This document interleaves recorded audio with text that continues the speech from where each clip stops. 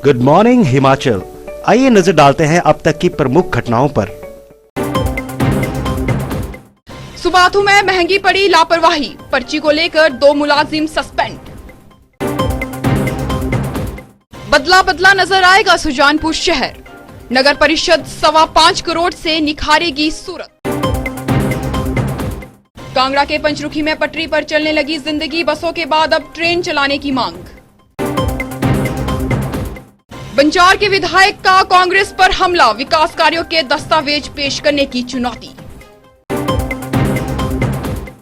पोंटा के यमुना बाल पार्क के आए अच्छे दिन, रोटरी क्लब ने लिया गोद।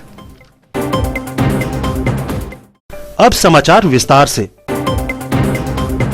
सुबाथू छावनी में अनलॉक के दौरान 2 जून से प्रवेश शुल्क लेने के दौरान अनियमितता बरतना परिषद के 2 कर्मचारी सहित आउटसोर्स 5 मुलाजिमों पर भारी पड़ गई। परिषद ने लापरवाही बरतने वाले दोनों कर्मचारियों को सस्पेंड कर आउटसोर्स मुलाजिमों को 20 दिन के लिए काम से बाहर का रास्ता दिखा दिया है। वहीं छावनी परिषद ने प्रवेश शुल्क लेने के दौरान बैरियर पर पर्ची काटने में ढील बरतने वाले कर्मचारियों पर भी जांच बिठा दी है। अब जांच कमेटी मामले की रिपोर्ट परिषद के सीईओ को सौंपेगी। छावनी परिषद के सीईओ देवांशु चौधरी ने बताया है कि प्रवेश शुल्क लेने के दौरान पर्ची काटने में अनियमितता पाई गई है। इस पर 2 कर्मचारियों को सस्पेंड और आउटसोर्स पर काम करने वालों को बाहर कर दिया गया है।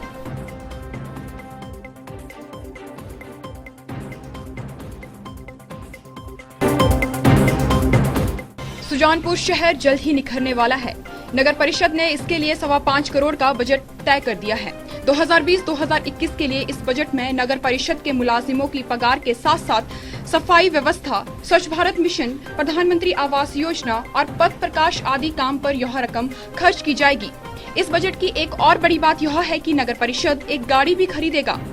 नगर परिषद के दफ्तर में अध्यक्ष अशोक मेहरा और उपाध्यक्ष कमलेश कुमारी की अगुवाई में बजट को लेकर विशेष बैठक का आयोजन किया गया। बैठक में सभी वार्डों के पार्षदों के साथ साथ मनोनीत पार्षद भी मौजूद रहे। इस दौरान आम सहमति से फैसला लिया गया कि शहर के सभी वार्डों में आने वाले दिनों में करीब 80 लाख रुपए से विकास कार्य करवाए जाएंगे। नगर परिषद के अधिकारी ने बताया कि बैठक में दुकानदारों की दुकान खोलने की टाइमिंग को लेकर भी प्रस्ताव पास कर जिला प्रशासन और मुख्यमंत्री जयराम ठाकुर को भेज दिया जाएगा। कांगड़ा के पंचरुखी में कोरोना के महासंकट के बीच अब जिंदगी पटरी पर लौटने लगी है। संक्रमण से बचने के लिए लोग अब जरूरी एहतियात बरतते हुए ही बाहर निकल रहे हैं। इस दौरान बाजार में अब 2 गज की दूरी के बीच लोग खरीदारी करते हुए नजर आ रहे हैं। इस दौरान लोगों को सबसे बड़ी राहत निजी बसें चलने पर मिली है। निजी बसें चलने से अब दूर दराज के लोग खरीदारी के लिए बाजार में दस्तक देने लगे हैं। इससे मंद पड़ा कारोबार अब फिर से पटरी पर लौट चुका है। इन सब के बीच अब पठानकोट जोगेंद्रनगर रेल लाइन पर ट्रेन की छुक-छुक सुनने के लिए लोग तरस चुके हैं। लोगों का कहना है कि जब अब सब खुल चुका है तो ट्रेन भी जल्दी चलनी चाहिए ताकि आम आदमी आसानी से सफर कर सके। कुल्लू के बंजार विधानसभा क्षेत्र में विकास कार्यों को लेकर अब कांग्रेस और भाजपा में तलवारें तन गई है। बीते दिनों जहां बंजार कांग्रेस के पदाधिकारियों ने भाजपा पर झूठा श्रेय लेने का आरोप लगाया था, तो वहीं अब भाजपा ने कांग्रेसियों को दस्तावेज पेश करने की चुनौती दे डाली है। विधायक सुरेश शौरी ने कांग्रेसियों पर बौखलाहट में भ्रामक बयान देने का आरोप लगाया है। कुल्लू में आयोजित पत्रकार वार्ता के दौरान सुरेश शौरी ने तीखा हमला बोला और कहा कि कांग्रेस ने 5 साल में इतने कार्य नहीं करवाए जितने भाजपा ने 2.5 साल में करवाए हैं। विधायक ने कहा है कि अगर बंजार कांग्रेस इतनी ही सच्ची है तो वह सभी विकास कार्यों के दस्तावेज लेकर आए ताकि जनता को भी पता चल सके कि कौन आखिर बंजार का सच्चा हितैषी है। पहले तो हम माननीय मुख्यमंत्री जी का तहे दिल से धन्यवाद और आभार प्रकट करते हैं जिन्होंने बंजार के लिए इतनी बड़ी सौगातें हमें दी है। और दूसरा आपने पूछा कि विपक्ष की, ये विपक्ष की बौखलाहट है। विपक्ष को लगता है कि जब इनकी सरकार थी तब तो बंजार के लिए कुछ कर नहीं पाए, लेकिन आज छोटे जैसे 2.5 साल के कार्यकाल में माननीय मुख्यमंत्री जी इतने बड़े बड़े तोहफे बंजार को दे रहे हैं, तो ये इनकी बौखलाहट है।